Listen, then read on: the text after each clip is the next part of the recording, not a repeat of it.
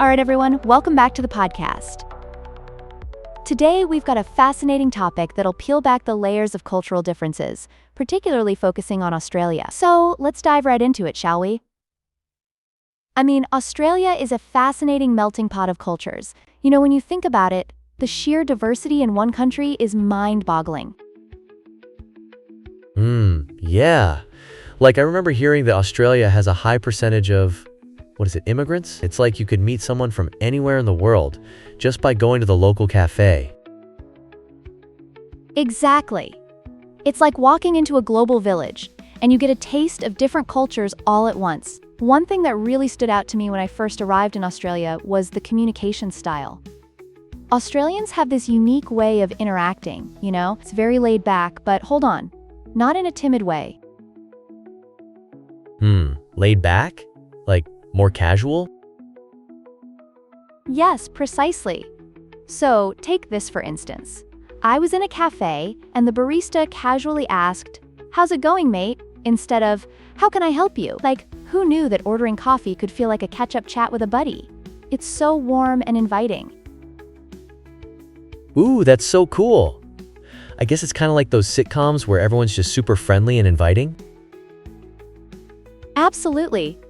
It's like the characters in Friends or How I Met Your Mother. Australians have this value of mateship, which is like a social contract among friends to be there for one another. And this informality opens up doors to making friendships. Speaking of friendships, how do you actually make friends with locals? Is there a secret code or something? Haha. There isn't exactly a secret code, but there are certainly some unwritten rules. Going to local events or festivals can be a goldmine for meeting people. For instance, I went to this local music festival, and just by dancing with strangers, I ended up meeting locals who shared their favorite bands, and even invited me to another event later. Whoa, that sounds like a movie scene. Did people throw shrimp on the Barbie or anything? Haha, not exactly. But food plays a huge role in connecting with locals too. At festivals, you often find food stalls showcasing traditional dishes, and people love sharing their food stories. It's all part of that communal vibe. That's amazing. I think food really is a universal language. So, what about the humor part? I've heard Australian humor is different? Oh, you have no idea. It's like a delightful mix of sarcasm and self-deprecation. I remember this one time, I was at a barbecue, and someone made a joke about Australia's dangerous wildlife. Something like, "What's your plan if a crocodile shows up? Ask it for its Netflix password?"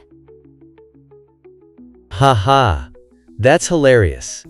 It's like they take the scary animals and turn it into a joke. Exactly. It's a coping mechanism in a way, And it fosters camaraderie. You get to chuckle at the absurdity with each other. Oh wow, that makes so much sense. So in a way, humor helps break the ice and build those, connections? Yes. Humor is like a bridge across cultures. It connects people even if they come from different backgrounds. Speaking of backgrounds, have you ever experienced a cultural misunderstanding? I think once I was in a different country and people would keep saying no worries all the time, and I was just super confused. Haha, yes, that phrase is quintessentially Australian. It's their way of telling you to not stress and that everything's gonna be okay. It definitely can throw new visitors for a loop. Right? In some countries, if you say no worries, it could mean you're actually worried. Is it just because of the Aussie vibe? Exactly. That laid-back vibe. It shows how cultural context shapes communication. And by the way, living in a multicultural environment allows you to learn so much about different perspectives on life. Ooh, like what you mentioned earlier about how people bond over food. It's like each culture has its own stories through food and humor, right? Spot on. Every meal served carries a history, and every joke shared has a background. It's these connections that form a richer tapestry of life in a multicultural country. Don't you just love how it all weaves together? Yes, it's like a cultural quilt. Ooh, that's a cool analogy.